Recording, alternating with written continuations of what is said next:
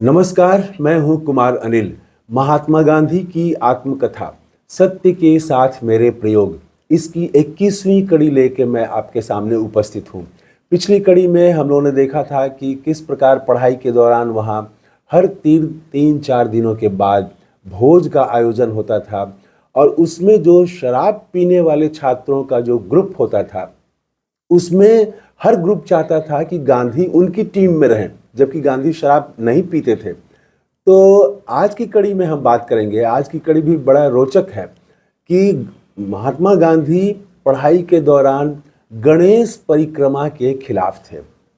हमारे यहाँ गणेश परिक्रमा के बारे में आप जानते हैं कि जब हुआ कि कौन सबसे तेज हैं, किन की पूजा सबसे पहले की जाए, देवताओं में ये जब कंपटीशन हुआ तो उसके बाद कहा गया कि जो सबसे पहले पृथ्वी का चक्कर लगा के आएगा वही माना जाएगा कि सबसे तेज है। तो उसमें तो कार्तिकेय जो थे वो पूरा पृथ्वी का चक्कर लगाने के लिए निकल पड़े और गणेश जी ने क्या किया, वो शिव और पार्वती के ही किनारे किनारे वो उन्होंने चक्कर लगा लिया और सबसे पहले पहुंच गए। तो ये जो शॉर्टकट है, तो ये अध्यात्म की दुनिया में और धर्म के की दुनिया में तो ठीक है, वहाँ पर वो चलता है, वहाँ पर वो मान्य है, लेकिन उसी को हम समाज में भी अपना लिया गया है।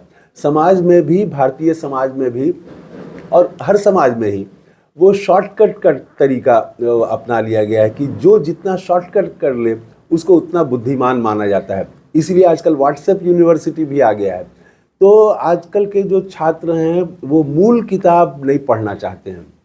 मूल किताब पढ़ने के बजाय कुछ शॉर्टकट पढ़ लें, कुछ नोट्स पढ़ लें।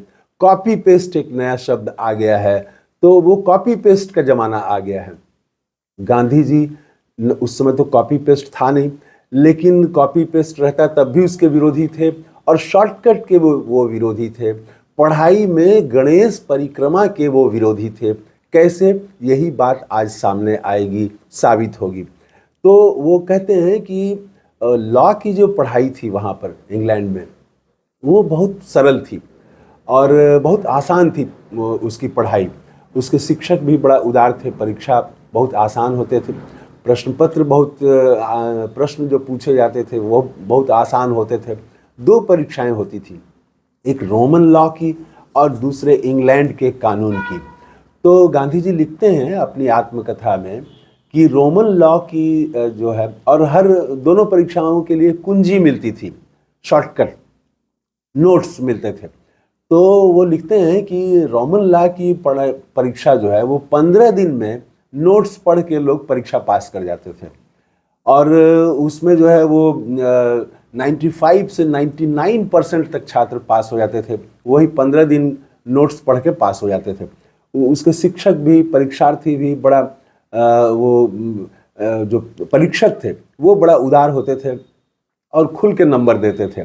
जैसे भारत में संस्कृत की पढ़ाई में कहा जाता है कि ये संस्कृत के जो परीक्षक होते हैं वो बड़ा उदार होते हैं, तो वैसे ही वहाँ पर रोमन लॉ में काफ़ी उदारता से शिक्षक नंबर देते थे। और इंग्लैंड के कानून में भी, उसमें भी थोड़ा पढ़ना पड़ता था, लेकिन 3-4 महीने की पढ़ाई में लोग अपनी परीक्षा पास कर लेते थे। तो और उसमें भी 75% लोग फाइनल परीक्षा भी पास कर लेते थे। और एक बात और थी कि साल में 4 परीक्षाएं होती थी, एक में फेल हो गए तो दूसरे में फिर आप परीक्षा दे सकते हैं। तो क्षमा करेंगे। तो इतनी आसान थी परीक्षा, लेकिन गांधी जी ने ये शॉर्टकट अपनाने से इनकार कर दिया। उन्होंने पढ़ाई तो वहाँ बोझ नहीं थी, लेकिन इन्होंने खुद एकदम बोझ ले लिया। इन्होंने कहा कि मैं ये नोट्स पढ़ के परीक्षा पास नहीं करूँगा, मैं मूल पुस्तकें पढ़ूंगा। और मूल पुस्तकों को खरीदने में उन्होंने काफ़ी पैसा खर्चा किया, मूल पुस्तकें खरीदी और उसको पढ़ना शुरू किया। यहाँ तक कि रोमन लॉ की जो किताब है उसको उन्होंने तय किया कि लैटिन में वो मूल है किताबें, तो लैटिन भाषा में रोमन लॉ को पढ़ेंगे। और उन्होंने काफ़ी कठिनाई से वो लैटिन भाषा में रोमन लॉ की पढ़ाई की। तो उसमें इनको फ़ायदा हुआ, क्योंकि वहाँ जो इंग्लैंड में जो इन्होंने मैट्रिकुलेशन किया था उसमें लैटिन भाषा उनको पढ़नी थी, तो वो यहाँ पर इनको इस पढ़ाई में मदद मिली उससे। तो पूरा ये डिटेल में पढ़े इन्होंने और काफ़ी रस लेके और काफ़ी परेशानी भी हुई इनको, क्योंकि बहुत सारी चीज़ें समझ में नहीं आती थी, तो रेफरेंस के लिए फिर और कुछ दूसरी किताबें पढ़नी पड़ती थी, डिस्कशन करना पड़ता था। और इसी में वो लिखते हैं कि स्नेल का इक्विटी, वो जो मूल किताब है, ये इन्होंने पढ़ा, ब्रह्म का कॉमन लॉ पढ़ा।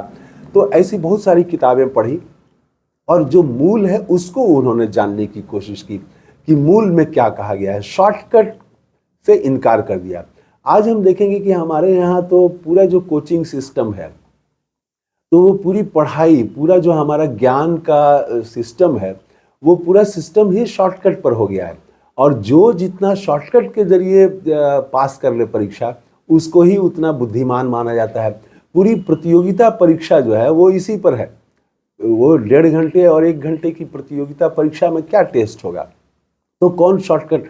तो वो शिक्षक भी बता देते हैं कि कैसे प्रश्न आएंगे, कौन कौन से प्रश्न आएंगे, प्रश्न भी रिपीट होते हैं। तो ये सब तरीका था वहाँ पर, लेकिन गांधी जी ने एक मूल किताबों का अध्ययन किया। इसमें काफ़ी वो किताबों को खरीदा भी उन्होंने पढ़ाई की, काफ़ी मेहनत से उन्होंने पढ़ाई की। और इस तरह से वो 10 जून 1891 को वो परीक्षा पास किए और बैरिस्टर हो गए। एक दिन के बाद ही 11 जून 1891 को सिर्फ 2.5 शिलिंग वहाँ पर चार्ज था, फीस था। 2.5 शिलिंग दे के वो इंग्लैंड के हाई कोर्ट में उन्होंने अपना नाम भी रजिस्टर करा लिया और 12 जून को वो भारत के लिए लौट पड़े। तो उसके बाद में गांधी जी लिखते हैं, हम अगली कड़ी में बात करेंगे, कि बैरिस्टर तो वो बन गए, डिग्री तो मिल गई, लेकिन अब उनके सामने दुविधा ये थी कि उनको लग रहा था कि ऐसा हमने कुछ पाया नहीं जिससे कि हम शुरू कर सकें। डिग्री पाना आसान था, लेकिन बैरिस्ट्री करना, वकालत करना, ये बड़ा कठिन लगने लगा, ये बोझ लगने लगा। तो ये हम अगली कड़ी में बात करेंगे। इस कड़ी में इतना ही। कैसा लगा? शॉर्टकट का तरीका तो ठीक नहीं है, अब मूल किताबों को पढ़ना चाहिए। आजकल किताब जो है वो किताबों की बिक्री तो घट ही गई है, किताब लोग नहीं पढ़ रहे हैं, सिर्फ व्हाट्सएप पर और मोबाइल पर ही देख के वो समझते हैं कि हमने ज्ञान प्राप्त कर लिया। तो ये व्हाट्सएप यूनिवर्सिटी छोड़ के मूल किताबों का अध्ययन करना चाहिए। चाहे वो गांधी की आत्मकथा पढ़ें आप, चाहे आम्बेडकर को पढ़ें, जातिवाद पर जो उन्होंने लिखा है, विभिन्न उनकी किताबें हैं। तो मूल किताबों से एक नई दुनिया खुलती है, आप विस्तार से, गहराई से चीज़ों को समझ पाते हैं, जो शॉर्टकट से व्हाट्सएप यूनिवर्सिटी से कभी नहीं आ सकता है। व्हाट्सएप यूनिवर्सिटी से भक्त बन सकते हैं। आज की तथाकथित दुनिया में उनको बुद्धिमान कहना भी ठीक नहीं है, लेकिन ये चलता है, असल में उनको चालाक कहना चाहिए। तो ये चालाक भले आप बन सकते हैं, चालाकी आप कर सकते हैं, लेकिन इससे समाज को, दुनिया को आप कुछ दे नहीं सकते हैं। वो देने के लिए आप कुछ अगर देना चाहते हैं तो उसके लिए तो मूल किताबों को पढ़ना जरूरी है।